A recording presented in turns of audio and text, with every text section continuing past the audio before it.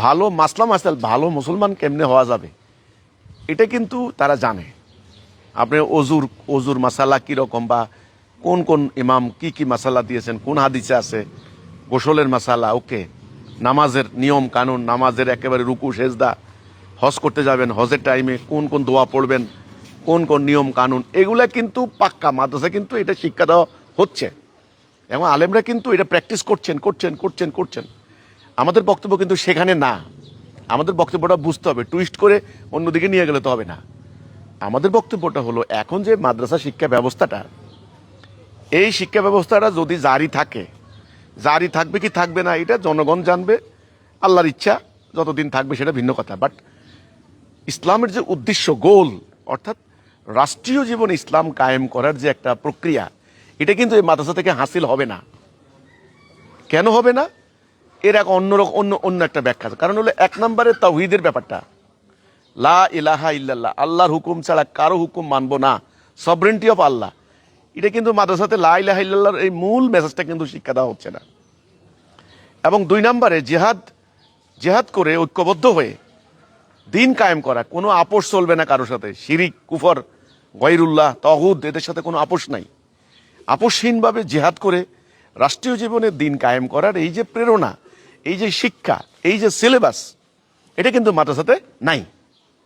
কথা পরিষ্কার হয়ে গেল, আশা করি ক্লিয়ার হয়ে গেল যে আমরা হিজবুত তৌহিদ আন্দোলন আমরা আসলে মাদ্রাসার বিরুদ্ধে লাগছি, আলেমদের বিরুদ্ধে লাগছি, মিথ্যা কথা, এটা সম্পূর্ণ ভুয়া বানোয়াট কথাবার্তা। আমরা বলেছি মাদ্রাসা ব্যবস্থাটাকে সংস্কার করতে হবে এবং আমাদের শিক্ষা ব্যবস্থার বই আছে আলাদা। আমরা বলেছি শিক্ষা ব্যবস্থা আল্লাহ রসুল যেটা শিক্ষা দিয়েছেন, মাদ্রাসার মধ্যে এমন শিক্ষা ব্যবস্থা হবে যিনি কোরআন হাদিস শিখবেন, দ্বীনের এলেম শিখবেন, পাশাপাশি তিনি ইংরেজি ভাষা, আন্তর্জাতিক ভাষা, অঙ্ক, ভূগোল, প্রযুক্তি জ্ঞান, বিজ্ঞান, সায়েন্স, টেকনোলজি, এগুলো শিখবেন। যেমন এই যে এখন এআই দুনিয়া দখল করতেছে এআই, তা আমাদের মাদ্রাসাগুলিতে এআই টেকনোলজিতে এক্সপার্ট হওয়া দরকার।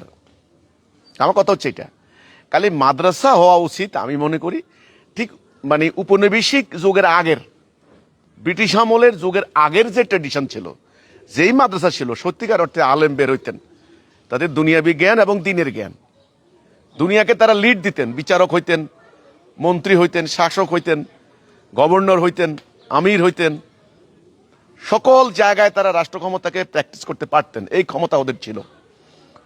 আমরা বলেছি ওই মাদ্রাসার সে আসল ব্যবস্থা, আসল শিক্ষা ব্যবস্থা দুনিয়া এবং আখেরাত, অর্থাৎ দিন এবং দুনিয়া, এই দুইয়ের ভারসাম্যপূর্ণ শিক্ষার জন্য বর্তমান যে মাদ্রাসা ব্যবস্থার যে সিলেবাস কারিকুলাম, এটাকে সংস্কার করতে হবে। তা না হলে এই দ্বন্দ্ব চলবে চলবে চলবে, আমাদেরকে দায়ী করে কোনো লাভ হবে না। এটা নিয়ে আমি প্রস্তাব করতে পারি, যারা বিজ্ঞ ফকিরা আছেন, আলেমরা আছেন, অহংকার না করে একটা উন্মুক্ত ডায়ালগ দরকার আছে, উন্মুক্ত পর্যালোচনার দরকার আছে। দেখেন না আমি কি বলি, আসলে আমার প্রস্তাবটা দেখেন না। আমি তো চাই কোরআন হাদিস পড়ুক আমাদের স্টুডেন্টরা, কিন্তু এত ভাগ কেন? প্রাইভেট ইউনিভার্সিটি, পাবলিক ইউনিভার্সিটি, একটা হলো মাদ্রাসা, একটা আলিয়া, একটা হলো খারিজি, আর একটা হলো মানে বিভিন্ন বিভিন্ন কিসিমের শিক্ষা। এটার কারণে কিন্তু মুসলমানদের আজকে কোনো নির্দিষ্ট লক্ষ্য নাই, নির্দিষ্ট গোল নাই, প্রায়োরিটি উল্টে গেছে, এই হচ্ছে ব্যাপারটা। তো আমাদের এখানে আমি শুধু এটুকুই বললাম যে যারা বলে যে হিজবুত তৌহিদ আলেম ওলামাদের বিরুদ্ধে, মাদ্রাসার বিরুদ্ধে লাগছে, মিথ্যা কথা। এবং এ কথাটা বলে তারা মাদ্রাসার স্টুডেন্টদেরকে আমাদের বিরুদ্ধে খেপিয়ে তুলছে, এটা ভুল কথা। আমরা কিন্তু এটা বলি নাই, আমরা বলেছি বিদ্যমান মাদ্রাসার ব্যবস্থাটা এটা ব্রিটিশ আমলের পরের থেকে, ঔপনিবেশিক যুগের পরে আসল আমাদের যে অতীতের যে মাদ্রাসা শিক্ষা ব্যবস্থা আসল, ওটা কিন্তু হারাই গেছে। ওটা আনেন, ওটা দেখেন, ওটা কেমন ছিল।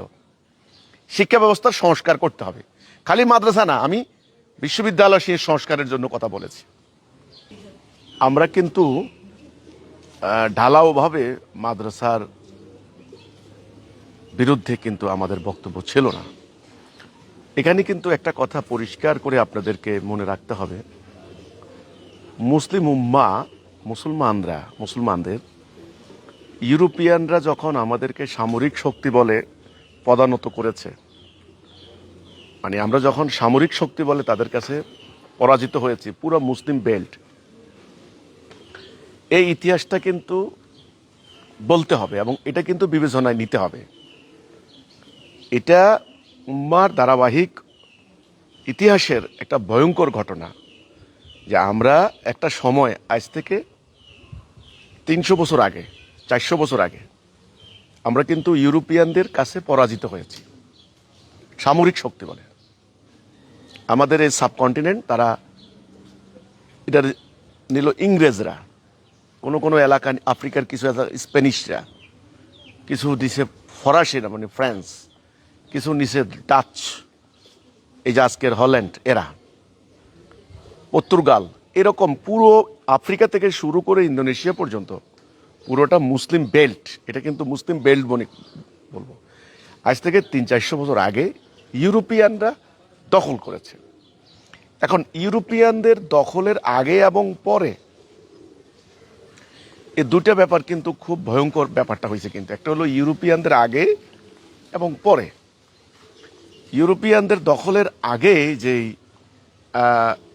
শিক্ষা ব্যবস্থা ছিল, যে মাদ্রাসা ব্যবস্থা ছিল, সেগুলা কেমন ছিল, সেটার সিলেবাস কেমন ছিল, সেটার কারিকুলাম কেমন ছিল, সেটার লক্ষ্য কী ছিল, উদ্দেশ্য কী ছিল, এটা কিন্তু অনেকের এখন জানা নেই। আগের মাদ্রাসাগুলি ছিল, মাদ্রাসা মানেই মনে পাঠশালা, বিদ্যালয়। সেখানে জ্ঞান বিজ্ঞানের যাবতীয়, শুধুমাত্র শরীয়তের মাসলা মাসাইল না, শুধুমাত্র ধর্মশিক্ষা না, ব্যাপারটা বুঝতে হবে। মাদ্রাসাগুলিতে প্রযুক্তি, জ্ঞান বিজ্ঞান, মেডিকেল সায়েন্স, মহাকাশ বিজ্ঞান, মানে দুনিয়ার সমস্ত জ্ঞান বিজ্ঞানের সকল শাখা ওই মাদ্রাসায় পড়ানো হইতো। এবার যখন ব্রিটিশরা যখন চলে আসলো, আমরা যখন সামরিক শক্তি বলে পরাজিত হয়ে গেলাম, তখন আমাদের মাদ্রাসাগুলি হয়ে গেছে শুধুই মাত্র ধর্ম শিক্ষার, মানে ইসলামের বিভিন্ন মাসলা মাসাইলের শিক্ষার একটা জায়গা। এবং এটা কিন্তু ওরা পরিকল্পিতভাবে করেছে। আমরা বলেছি এই আমাদের উপমহাদেশে কিন্তু প্রধানত দুই ধরনের এখন শিক্ষা চলতেছে। একটা হলো মানে সরকারি আলিয়া, যেটা ব্রিটিশরা সিলেবাস কারিকুলাম ঠিক করেছে। আরেকটা হলো ব্রিটিশদের নিয়ন্ত্রণ থেকে আলাদা হয়ে খারিজি, যেটা খারিজি মাদ্রাসা বলে, অনেকে চিনে ইন্ডিয়াতে, আমাদের কাউমি দেওবন্দি যেটা, এইটা।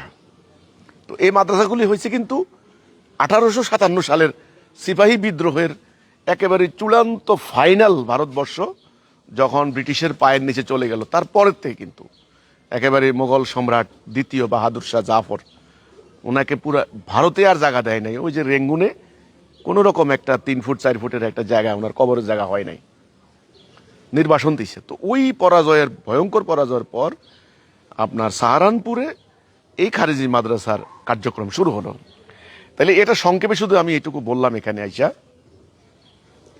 এখন আমরা কি বলছি? আমরা বলছি যে মাদ্রাসাগুলিতে আপনার হলো মাসলা মাসাইল শিক্ষা দিচ্ছে ভালো রকমের। আপনি যদি কাউকে বলেন যে আমি ভালো করে অজু গোসলের নিয়ম জানবো, তাহলে মাদ্রাসার মধ্যে সুন্দর আছে, মানে অজুর মাসালা, গোসলের মাসালা, মেয়েদের হাইজ নেফাজের বিষয়, এরপরে হলো আপনার হলো এই যে নামাজ, রোজা, হজ, জাকাত, এই যে ব্যাপারগুলি, এবং খুব ভালো করে আরবি আপনাকে পড়ানো হবে, ফার্সি পড়ানো হবে, মানে ওই আগের ক্লাসিক্যাল কিতাবগুলি পড়ানোর সুবিধার জন্য।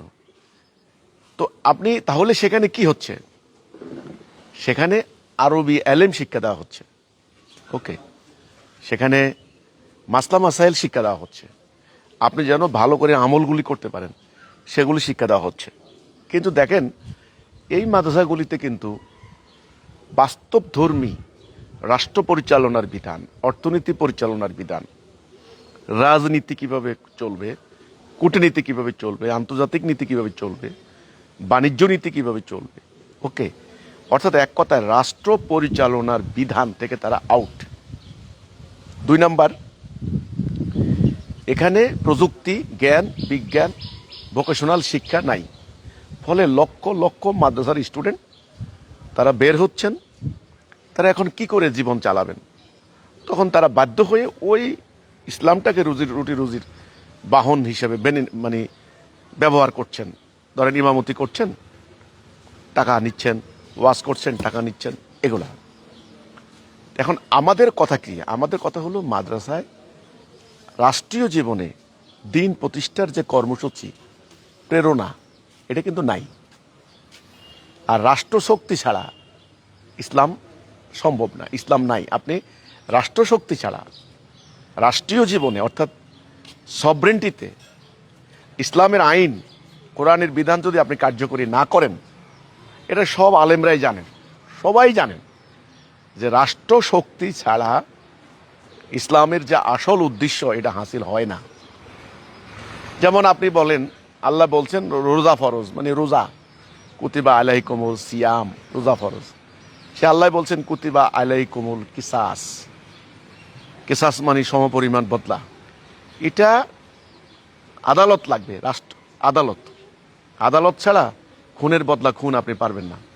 তো সে আদালত কায়েম করতে হলে রাষ্ট্র লাগবে। আচ্ছা, অর্থনীতি, সুদ হারাম, এটা আপনি বললে হবে না। এটাকে দূর করতে হলে রাষ্ট্র লাগবে। ওকে, বাণিজ্য নীতি, শিল্পনীতি, পররাষ্ট্রনীতি, একটা আছে না সামরিক নীতি। কুতিবা আলাইকুমুল কিতাল, তোমাদের জন্য যুদ্ধ ফরজ করা হলো। দেখেন, এখন যুদ্ধ ফরজ কিন্তু সেনাবাহিনীর জন্য। ফরজ মানে কি? বাধ্যতামূলক। সেনাবাহিনী যারা ভর্তি হয় তারা মনে করে আমি চাকরি নিছি, আমাকে যুদ্ধ করতেই হবে। জনগণ আর মনে করে না যে তার জন্য যুদ্ধ ফরজ। তাইলে এই যুদ্ধনীতি করতে হলে আপনাকে রাষ্ট্র লাগবে। তাহলে আমি যেটা বললাম, ইসলামের যে উদ্দেশ্য, যে ন্যায়ের শাসন, শান্তি, সুবিচার, ন্যায় বিচার, ওকে, এটার জন্য রাষ্ট্রশক্তি লাগবে, রাষ্ট্র ব্যবস্থা লাগবে। কিন্তু খুবই আপনি আশ্চর্য হয়ে যাবেন, মাদ্রাসাগুলিতে রাষ্ট্রীয় জীবনে ইসলাম কায়েমের কোনো কর্মসূচি নাই। হ্যাঁ, মাদ্রাসা থেকে লক্ষ লক্ষ আলেম বের হচ্ছেন, তারা খুব ভালো আরবি জানে, এটা কিন্তু আরবি জানে, খুব সুন্দর আরবি জানে। তারা কোরআনের খুব ভালো মুখস্থ পারে, এক্সেলেন্ট উচ্চারণ পারে, কারণ ওই দীর্ঘদিন থেকে প্র্যাকটিস করতে করতে, মাস্ক করতে করতে তারা এটা একটা প্র্যাকটিস হয়ে গেছে। ওকে, দেখবেন তাদের কোনো মাখরাজের কোনো ভুল পাবেন না, আপনি অনুবাদে কোনো ভুল পাবেন না, মানে ওটা খুব পাক্কা। তাহলে আরবি জানেন, ফার্সি জানেন, উর্দু জানেন। আমার কথা হলো তারা ভালো আরবি জানেন, ভালো মাসলা মাসাল, ভালো মুসলমান কেমনে হওয়া যাবে এটা কিন্তু তারা জানে। আপনি অজুর মাসালা কীরকম, বা কোন কোন ইমাম কি কি মাসালা দিয়েছেন, কোন হাদিসে আছে, গোসলের মাসালা, ওকে, নামাজের নিয়ম কানুন, নামাজের একেবারে রুকু সেজদা, হজ করতে যাবেন, হজের টাইমে কোন কোন দোয়া পড়বেন, কোন কোন নিয়ম কানুন, এগুলা কিন্তু পাক্কা মাদ্রাসা কিন্তু এটা শিক্ষা দেওয়া হচ্ছে, এবং আলেমরা কিন্তু এটা প্র্যাকটিস করছেন করছেন করছেন করছেন। আমাদের বক্তব্য কিন্তু সেখানে না। আমাদের বক্তব্যটা বুঝতে হবে, টুইস্ট করে অন্যদিকে নিয়ে গেলে তো হবে না। আমাদের বক্তব্যটা হলো, এখন যে মাদ্রাসা শিক্ষা ব্যবস্থাটা, এই শিক্ষা ব্যবস্থাটা যদি জারি থাকে, জারি থাকবে কি থাকবে না এটা জনগণ জানবে, আল্লাহর ইচ্ছা, যতদিন থাকবে সেটা ভিন্ন কথা। বাট ইসলামের যে উদ্দেশ্য, গোল, অর্থাৎ রাষ্ট্রীয় জীবনে ইসলাম কায়েম করার যে একটা প্রক্রিয়া, এটা কিন্তু এই মাদ্রাসা থেকে হাসিল হবে না। কেন হবে না?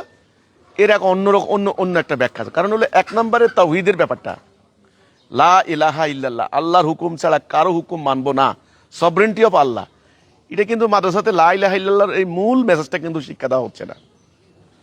এবং দুই নম্বরে জেহাদ করে ঐক্যবদ্ধ হয়ে দিন কায়েম করা, কোনো আপোষ চলবে না কারোর সাথে। শিরিক, কুফর, গয়রুল্লাহ, তাগুত, এদের সাথে কোনো আপোষ নাই। আপোষহীনভাবে জেহাদ করে রাষ্ট্রীয় জীবনে দিন কায়েম করার এই যে প্রেরণা, এই যে শিক্ষা, এই যে সিলেবাস, এটা কিন্তু মাদ্রাসাতে নাই। কথা পরিষ্কার হয়ে গেল, আশা করি ক্লিয়ার হয়ে গেল যে আমরা হিজবুত তৌহিদ আন্দোলন, আমরা আসলে মাদ্রাসার বিরুদ্ধে লাগছি, আলেমদের বিরুদ্ধে লাগছি, মিথ্যা কথা, এটা সম্পূর্ণ ভুয়া বানোয়াট কথাবার্তা। আমরা বলেছি মাদ্রাসার ব্যবস্থাটাকে সংস্কার করতে হবে, এবং আমাদের শিক্ষা ব্যবস্থার বই আছে আলাদা।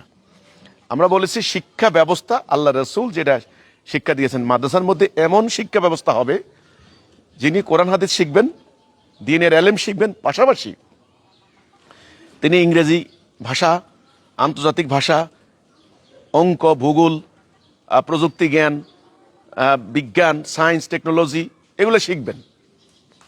যেমন এই যে এখন এআই দুনিয়া দখল করতেছে, এআই। তা আমাদের মাদ্রাসাগুলিতে এআই টেকনোলজিতে এক্সপার্ট হওয়া দরকার। আমার কথা হচ্ছে এটা, খালি মাদ্রাসা হওয়া উচিত, আমি মনে করি ঠিক মানে উপনিবেশিক যুগের আগের, ব্রিটিশ আমলের যুগের আগের যে ট্রেডিশন ছিল, যেই মাদ্রাসা ছিল, সত্যিকার অর্থে আলেম বের হইতেন, তাদের দুনিয়াবি জ্ঞান এবং দিনের জ্ঞান, দুনিয়াকে তারা লিড দিতেন, বিচারক হইতেন, মন্ত্রী হইতেন, শাসক হইতেন, গভর্নর হইতেন, আমির হইতেন, সকল জায়গায় তারা রাষ্ট্র ক্ষমতাকে প্র্যাকটিস করতে পারতেন, এই ক্ষমতা ওদের ছিল।